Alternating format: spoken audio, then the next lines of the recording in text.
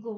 24 दिसंबर 2025 सुबह 8 बजकर exact 54 minute पर भारत लिखने जा रहा है स्पेस टेक्नोलॉजी के क्षेत्र में एक नया इतिहास।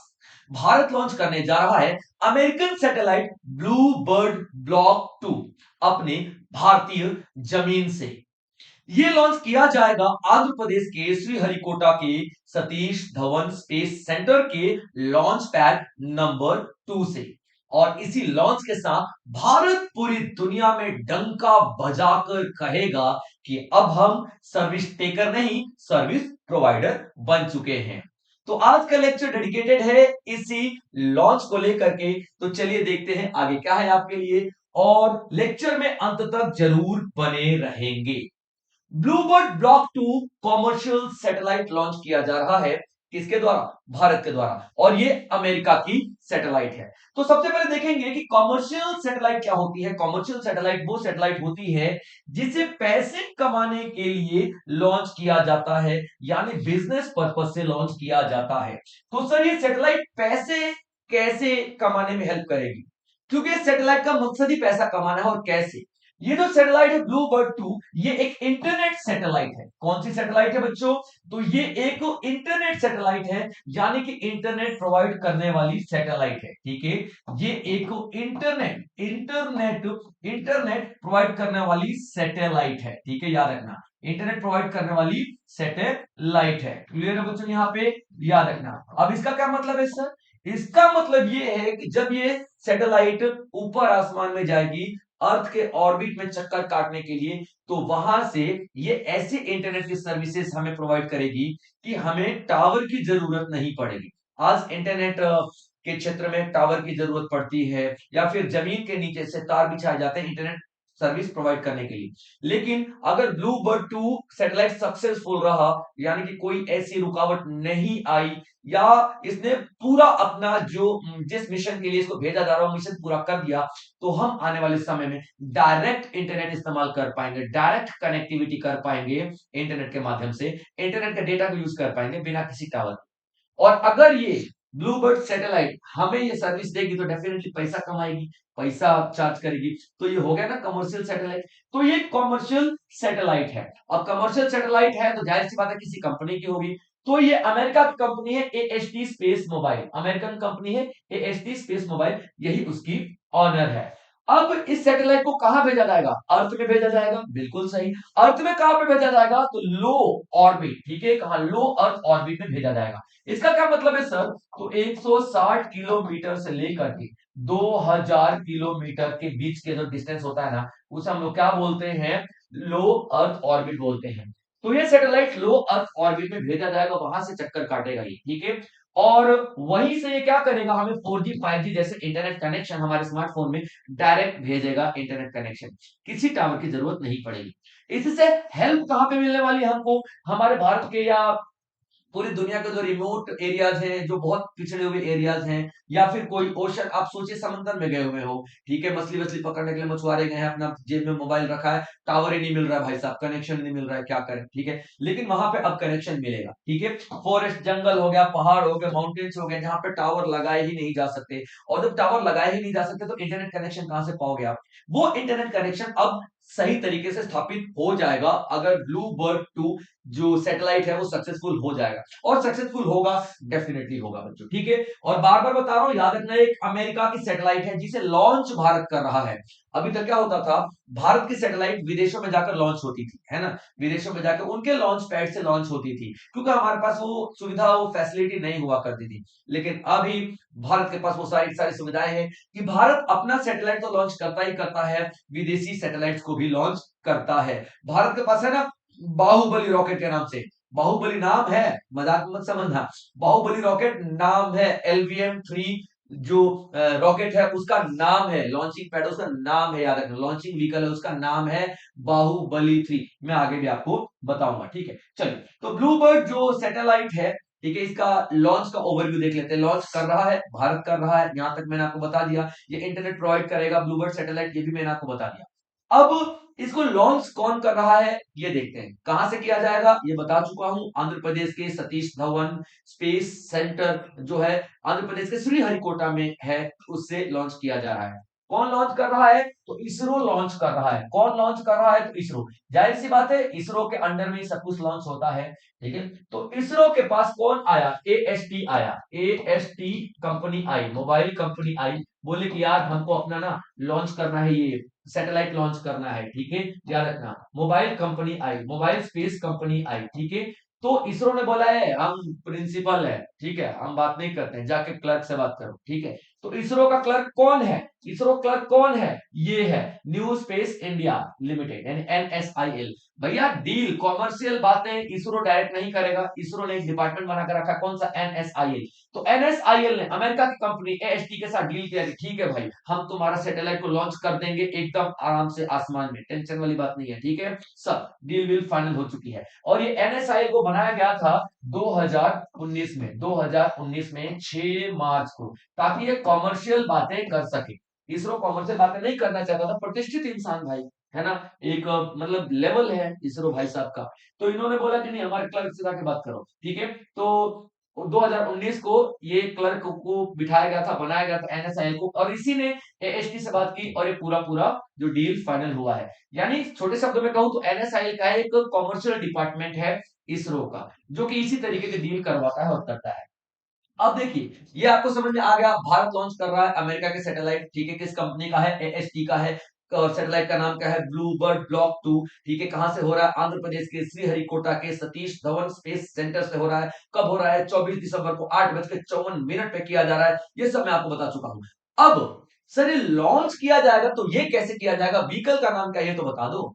फॉर एग्जाम्पल अगर मुझे मान लीजिए कहीं जाना है, कहीं पर भी एक्स वाई जेड जाना है, तो मुझे गाड़ी की जरूरत पड़ेगी ना, तो गाड़ी की जरूरत पड़ेगी ना। तो ये जो व्हीकल दिखाई दे रहा है, ये जो व्हीकल दिखाई दे रहा है ना, ठीक है, इसको एक गाड़ी से भेजा जाएगा, गाड़ी से, ठीक है। ये रहा व्हीकल, ये रहा आसमान, ठीक है, ये रहा आसमान, ये गाड़ी से आसमान पे अर्थ में भेजा जाएगा। तो उस गाड़ी का नाम क्या है सर, गाड़ी, उस गाड़ी का नाम है LVM-3M6, LVM-3M6। अभी LVM-3M6 क्या है, लॉन्चिंग व्हीकल, यानी कि लॉन्च करने वाला व्हीकल, याद रखना, लॉन्चिंग व्हीकल मार्क 3, इसका नाम लॉन्चिंग व्हीकल मार्क 3 है। सर ये M6 का मतलब क्या है, इसका मतलब है मिशन 6, यानी कि इससे पहले 5 मिशन और कंप्लीट कर चुका है और ये 6वां मिशन है। LMV3 ये बाहुबली रॉकेट के नाम से भी जाना जाता है, किस नाम से, भारत का बाहुबली, ठीक है, भारत का बाहुबली, बाहुबली रॉकेट के नाम से भी जाना जा सकता है। और बाहुबली रॉकेट के नाम से क्यों जाना जाता है, इसकी जो कैपेबिलिटी है ना, ठीक है, 10,000 केजी वजन ले जाने की है ऊपर, 10,000 केजी, यानी कि 10 टन तक का वजन लेके जा सकता है। और ये जो है ना, ठीक है, जो ब्लू बर्ड, इसका वजन है 6.5 टन का, यानी कि 6,500 किलो का। आप सोच के देखिए 6,500 किलो का वजन कौन लेके जा सकता है, LVM-3, यानी कि लॉन्चिंग लॉन्चिंग व्हीकल मार्क 3 और मिशन 6 जो रॉकेट है, जो हमारा रॉकेट है, ये लेकर के जाएगा इतना सारा वजन स्पेस में। और अभी अमेरिका के साथ डील हुआ है तो अमेरिका का ब्लू बर्ड 2 यही लेके जाने वाला है। अब इतना सारा वजन लेके जाने वाला, ठीक है, जाहिर सी बात है बाहुबली हो सकता है, जिस तरीके से बाहुबली ने शिवलिंग उठा लिया था, ठीक है, जो क्या नाम था उसका, महेंद्र बाहुबली या अमरिंद्र बाहुबली, जो लड़का था जो भी था, देखिए बाहुबली वो शिवलिंग नहीं उठा के लेके जाता, वैसे ये इतना बड़ा वजन का उठा के एक ही झटके में आसमान में। तो ये व्हीकल का नाम है। इंडिया का मोस्ट पावरफुल रॉकेट है, मोस्ट पावरफुल रॉकेट इसीलिए है क्योंकि वजन आपने देख ही लिया क्या है। और इसमें क्रायोजेनिक इंजन का इस्तेमाल किया जाता है, ठीक है बच्चों, इसमें क्रायोजेनिक इंजन का इस्तेमाल किया जाता है। अब आप देखेंगे क्रायोजेनिक इंजन क्या होता है, ठीक है बच्चों। तो जो क्रायोजेनिक इंजन होता है ना बच्चों, क्रायोजेनिक, ठीक है, इंजन जो होता है ना, ठीक है, याद रखना, वो कैसे बनाया जाता है, वो कैसे बनाया जाता है, वो ऑक्सीजन को और हाइड्रोजन को लिक्विड फॉर्म में बनाया जाता है और तकरीबन 250 या -250 या -350 डिग्री सेल्सियस में उसको ठंडा किया जाता है। सोचिए बर्फ 0 डिग्री सेल्सियस पे बन जाती है, ये तो हम बात करें -250 -350 डिग्री सेल्सियस की। तो ऑक्सीजन को और यहाँ पे जो हाइड्रोजन को लिक्विड किया जाता है कंप्रेस करके और बहुत ठंडा कर दिया जाता है। तो गैसेस तो बहुत ज्यादा स्पेस लेंगी, उनको एकदम लिक्विड करके एकदम कम कम कम, तो इतने में ही आ जाएंगी वो। तो जो ये आपका मिसाइल, जो ये आपका ब्लूबर्ड सैटेलाइट है, सैटेलाइट में कम स्पेस में बहुत ज्यादा फ्यूल हम लोग भेज पाएंगे, और वही फ्यूल इस्तेमाल करता है, या ये जो हमारा क्रायोजेनिक इंजन, ये जो हम बात कर रहे हैं अपने LVM-3 की, इसके इंजन की बात हो रही है बच्चों, याद रखना। ठीक है, क्रायोजेनिक इंजन इसमें लगा है, इसमें, क्योंकि यही तो पावरफुल बात कर रहे हैं ना। और यही इसमें जो इंजन लगा है ना, वो हाइड्रोजन और ऑक्सीजन को कंप्रेस करके भेजा जा रहा है। ठीक है, भेजा जा रहा है, यानी कि बहुत लंबे समय तक ये सस्टेन कर सकता है। और इसका जो फ्यूल है, इस तरीके के फ्यूल को हम लोग क्रायोजेनिक फ्यूल कहते हैं, इसीलिए इसको हम क्रायोजेनिक इंजन का नाम दे रहे हैं। इस फ्यूल का नाम क्या है? ठीक है, याद रखना, क्रायोजेनिक CE20 का मतलब क्या होता है? क्रायोजेनिक इंजन 20 यूनिट का जो इसमें अपथ्रस्ट होगा, अपथ्रस्ट, अपथ्रस्ट का मतलब क्या होता है? ठीक है, अपथ्रस्ट का मतलब ऊपर भेजने की कैपेबिलिटी, यानी कि इसमें इतनी पावर है इस LVM-3 में, 20 यूनिट अपथ्रस्ट का मतलब ये कम से कम 20-25 हाथियों जितना वजन को एक ही झटके में स्पेस में फेंक सकता है, इतना ज्यादा इसमें पावरफुल है। तो इसीलिए तो इसको हम लोग क्या बोल रहे हैं, भारत का अभी तक का सबसे पावरफुल जो रॉकेट है वो यही है। और दूसरा पॉइंट याद रखना कि ये पावरफुल क्यों है, ये तो मैं आपको बता ही चुका हूं। और इस तरीके के जो क्रायोजेनिक इंजन बनाने वाले कुछ ही मात्र देश हैं, और उन सारे देशों में से एक आपको दिखाई देगा, कौन? भारत। तो ये भारत ने एक बहुत बड़ा माइलस्टोन अचीव कर लिया है, और आपको दिख ही रहा है कि किस तरीके से अमेरिकन सैटेलाइट को लॉन्च किया जा रहा है।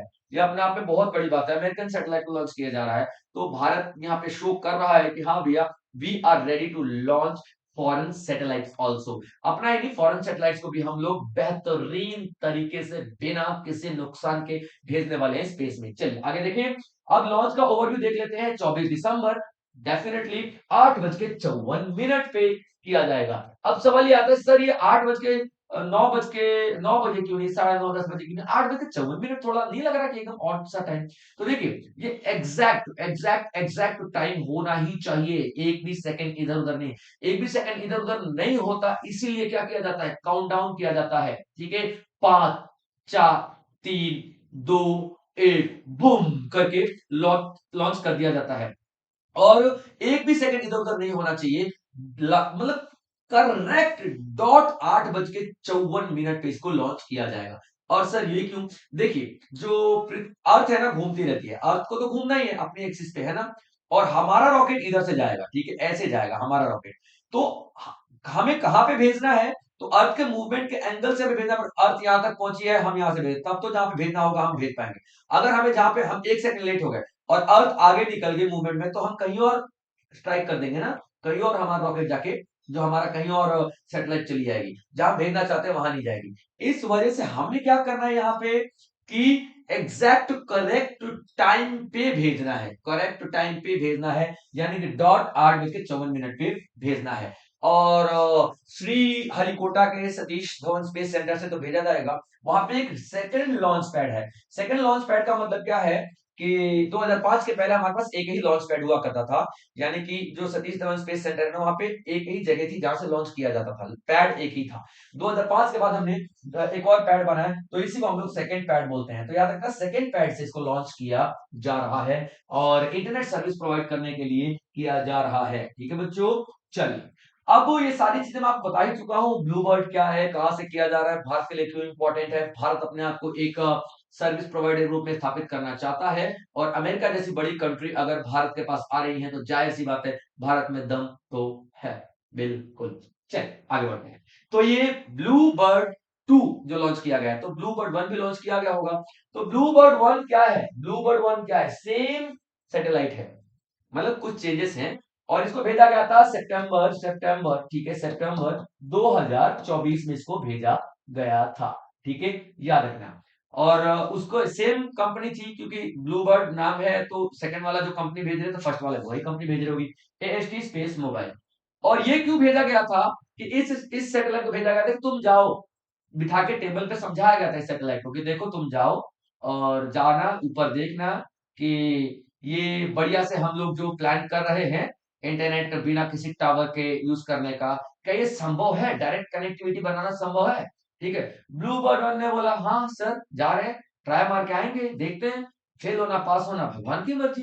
तो ये जो ब्लूबर्ड 1 है इसको भेजा गया, ये गया, इसने देखा अरे वाह सब कुछ पॉसिबल है, ठीक है। प्रॉपर उसी टाइम खबर दिया नीचे किसको, एएसटी स्पेस को, अरे अरे अरे आपने जो खर्चा किया था, इन्वेस्टमेंट किया था, सब सक्सेसफुल हो जाएगा सर, ठीक है, मैं सक्सेसफुल हो चुका हूं, आप टेंशन ना ले। यानी कि कनेक्टिविटी इंपॉर्टेंट है और कनेक्टिविटी हो जाएगी, ऐसा ब्लूबर्ड वन ने बोला, ठीक है। और बस उसी को फॉलो करते हुए सेकंड ब्लूबर्ड सेकंड हम लोगों ने लॉन्च कर दिया, ताकि direct mobile connection from space हम लोग स्थापित कर सके। तो ये था आज का लेक्चर दोस्तों, आई होप आप लोगों ने एंजॉय किया होगा। और कल इसका जो लॉन्चिंग है इसका क्या किया जाएगा, लाइव टेलीकास्ट किया जाएगा। तो लाइव टेलीकास्ट बिल्कुल देखना, 8:54 पे, ऐसे मौके बहुत ही कम आते हैं, लाइव एक्सपीरियंस मिलेगा ना बच्चों, ठीक है। चलिए, तो इसी तरीके का बेहतरीन और टॉपिक्स में आपके लिए लेकर के आता रहूंगा, ऐसे ही आसान शब्दों में, ऐसे ही मजेदार तरीके से, इसी तरीके से कहानियां गढ़ेंगे, एक एक कहानियों को जोड़ते चले जाएंगे और हम मजे ले लेके पढ़ाई करने वाले हैं। तो जो भी कैंडिडेट्स नए हैं इस प्लेटफॉर्म पे, सब्सक्राइब कर लें, मजे के साथ पढ़ाई करनी है तो कर ले सब्सक्राइब, ठीक है दोस्तों। तो चलिए मिलते हैं अगले लेक्चर में, तब तक आप लोग अपना ध्यान रखिए, आप सब हमारे लिए बहुत जरूरी हो। जय हिंद।